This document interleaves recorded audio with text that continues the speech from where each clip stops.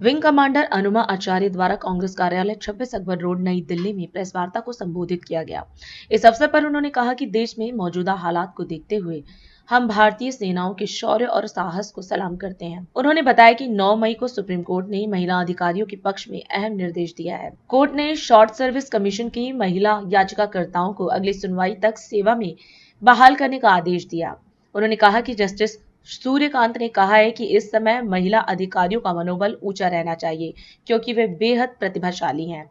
आज देश में जो स्थिति है उसमें हम अपने देश की सबसे भरोसेमंद संस्था भारतीय सेनाओं के लिए अपनी प्रतिबद्धता दोहराते हैं और भारतीय सेना के शौर्य साहस को श्रद्धापूर्वक सैल्यूट करते हैं। कल 9 मई को ऑनरेबल सुप्रीम कोर्ट का निर्देश महिला अधिकारियों के पक्ष में आया, जिसमें शॉर्ट सर्विस कमीशन महिला अधिकारी जो पेटिशनर थी उनको अगली सुनवाई तक सेवा में बहाल करने के लिए सुप्रीम कोर्ट ने कहा है। जस्टिस सूर्यकांत जी ने ये कहा कि महिला अधिकारियों का मनोबल इस समय में बढ़ा रहना चाहिए और उन्होंने ये भी कहा कि महिला अधिकारी प्रतिभाशाली हैं। केंद्र सरकार की तरफ से ये कहा गया था कि हर वर्ष केवल 250 शॉर्ट सर्विस कमीशन अधिकारियों को ही परमानेंट कमीशन दिया जा सकता है, 600 के 700 के लगभग जो होते हैं उसमें से, और सेनाओं में अधिकारियों का युवा काडर होना बहुत जरूरी है। इस पर सुप्रीम कोर्ट ने ये कहा कि जो अनुभवी महिला अधिकारी हैं वे भी युवा सैनिकों का मार्गदर्शन और मानसिक संबल बनाने के लिए बहुत आवश्यक हैं। ये फैसला ऐसे समय में आया है जब हम पिछले 3 दिनों से महिला अधिकारियों को बहुत संयत, बहुत सधे हुए तरीके से और बहुत गरिमा के साथ अपने देश का पक्ष रखते हुए देख रहे हैं। माननीय सुप्रीम कोर्ट का ये फैसला महिला अधिकारियों के लिए उम्मीद की किरण है और ये permanent commission Babita Punia versus government of India case के कारण संभव हो सका। मैं खुद इस केस की एक बेनिफिशियरी रही हूं। जब 1992 में कांग्रेस की सरकार ने पहली बार महिला अधिकारियों की एंट्री शुरू की थी, तब वायुसेना ने रक्षा मंत्रालय के तरफ से एक सर्कुलर 25 नवंबर 1991 को जारी किया था, जिसमें यह कहा गया था कि एक पायलट प्रोजेक्ट के रूप में, यानी कि 5 वर्षों के लिए प्रयोग के तौर पे महिला अधिकारियों को लिया जाएगा और अगर वो सफल होता है प्रयोग तो आने वाले 6 सालों के लिए उन्हें एक्सटेंशन दिया जाएगा और 11 वर्षों के बाद महिला अधिकारियों से पूछा जाएगा कि क्या वे पेंशनेबल सर्विस ज्वाइन करना चाहती हैं।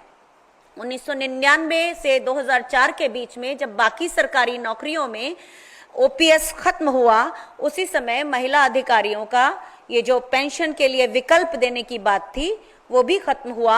आगे चलकर 2007 में विंग कमांडर अनुपमा जोशी और स्क्वाड्रन लीडर रुखसाना हक ने पहले ये केस कोर्ट में दायर किया और उसके बाद थल सेना की भी महिला अधिकारियों ने इस केस को साथ में फॉलो किया और 2009 के बीच में आते आते सारे केस क्लब करते हुए 14 दिसंबर 2009 को दिल्ली की हाई कोर्ट ने ये केस फैसले के लिए सुरक्षित कर लिया।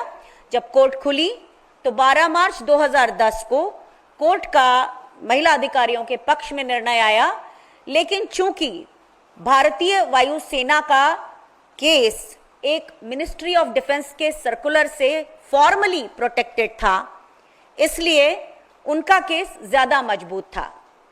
इस दौरान हम करीब 15 महिला अधिकारी 23 मार्च 2010 को राहुल गांधी जी से अपनी वकील सुश्री रेखा पल्ली जी के साथ मिले और उन्होंने हमें आश्वासन दिया कि केस के मेरिट पर वो हमारा केस जरूर रक्षा मंत्रालय के सामने रखेंगे। चूंकि भारतीय वायुसेना की महिला अधिकारियों के केस के ऊपर एक पॉलिसी लेटर इशू हुआ था, तो मेरे जैसी 23 महिला अधिकारियों को तभी परमानेंट कमीशन मिल गया था, लेकिन सेना में इस तरह का कोई पॉलिसी लेटर नहीं निकला था। तो Babita Punia versus government of India case की बाकी महिला अधिकारियों को सुप्रीम कोर्ट में अपनी लड़ाई आगे के 10 सालों तक लड़ना पड़ी। नौसेना की महिला अधिकारियों ने काफी बाद में जाकर कोर्ट में अपनी परमानेंट कमीशन की लड़ाई लड़ी।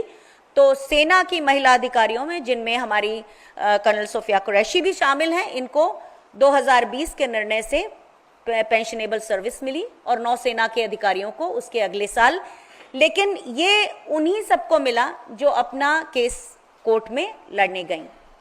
कल जो सुप्रीम कोर्ट का निर्णय आया है बहुत राहत देता है, जिसमें आज जो हमारे देश का माहौल है उसमें महिला अधिकारियों को भी उनका मनोबल बढ़ता है। राष्ट्र सर्वप्रथम, राष्ट्र सर्वप्रथम, राष्ट्र सर्वप्रथम, राष्ट्र सर्वप्रथम।